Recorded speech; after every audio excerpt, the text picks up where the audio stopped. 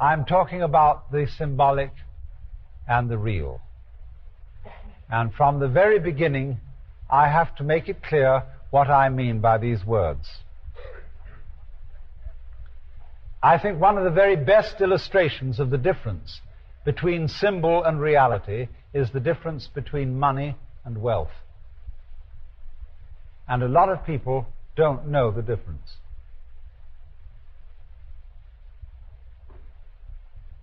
Nowadays, we're all accustomed to shopping in a supermarket.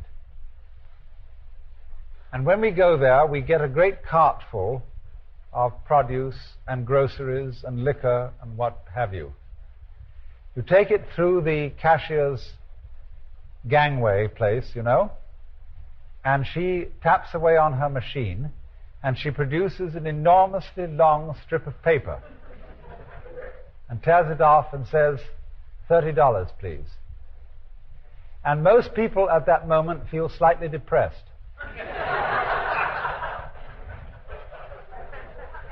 Because they had to get rid of $30. And that's a very strange and odd reaction. Because you got rid of paper, and in exchange for this paper, you got wealth. Real, edible food, usable things, riches. And you should go home in a very happy mood that you got this great bundle of stuff. But somehow the loss of money hurts us a little bit. The relationship of money to wealth is very much the same kind of relationship that words have to reality. But when I use this word, reality, what on earth am I talking about? If I produce any kind of object in front of you, and the most convenient happens to be a piece of money, a quarter, and I ask you, what is it? And I show it to you, most people would say, well, that's a quarter. But obviously, it isn't, because the quarter, when you say it's a quarter, quarter is a noise, isn't it? Quarter, that's a noise. It's a noise you make with your mouth. What noise is this? That doesn't sound like quarter, does it? You think it does? A dime would make the same sound.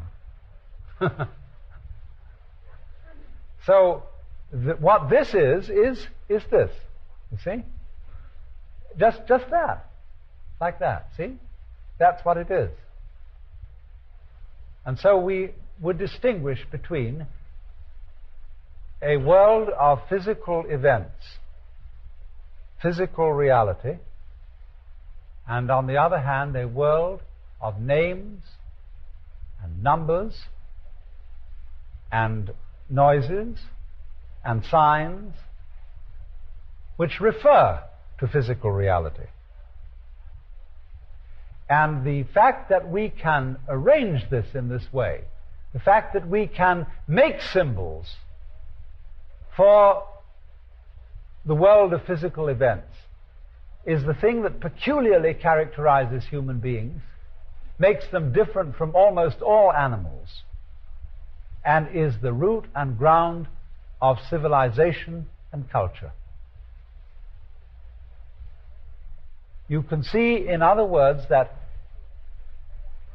being able to make a world of symbols standing over against the world of physical events depends upon being able to stand aside from things and look at them, and also to stand aside from ourselves and look at ourselves.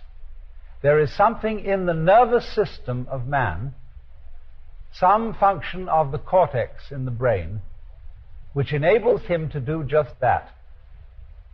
There was a young man who said, though it seems that I know, what I would like to see is the I that knows me when I know that I know that I know. And that's what we call self-consciousness. And self-consciousness entirely depends upon something in